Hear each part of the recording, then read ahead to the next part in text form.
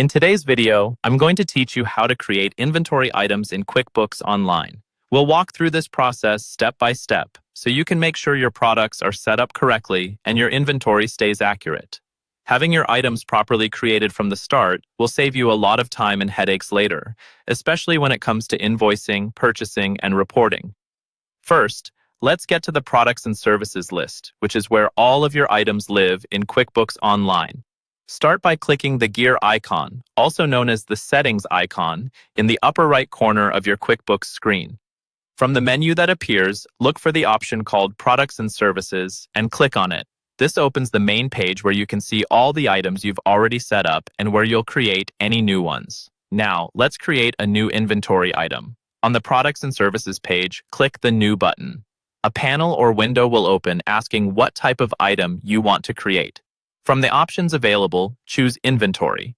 If you don't see Inventory as an option, it usually means that your current QuickBooks Online plan doesn't support inventory tracking. In that case, you would need to upgrade to a plan such as QuickBooks Online Plus or Advanced to use this feature. Next, we'll fill in the details for your new inventory item. Start with the basic information. Enter the item's name, something clear and recognizable to you and your team. If you use SKUs to track products, enter the SKU as well. Then, select a category. Categories help you organize your products and make your reports easier to understand. Move on to the inventory information. Enter the initial quantity on hand based on a physical count of what you currently have in stock. Set the as of date to match the date you did that count. This tells QuickBooks when to start tracking from. You can also set a reorder point, which is the quantity at which you want QuickBooks to alert you that stock is running low.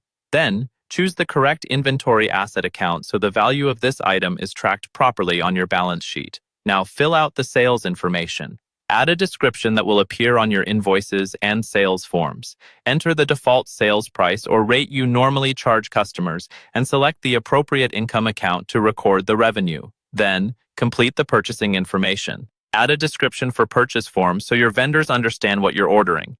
Enter the default cost or purchase price. Choose the correct cost of goods sold account, which is used to track your expense when the item is sold, and select a preferred vendor if you typically buy this item from a specific supplier. When everything looks good, you're ready to save the item. Click Save and Close if you're done, or Save and New if you want to immediately create another inventory item. And that's how you create inventory items in QuickBooks Online.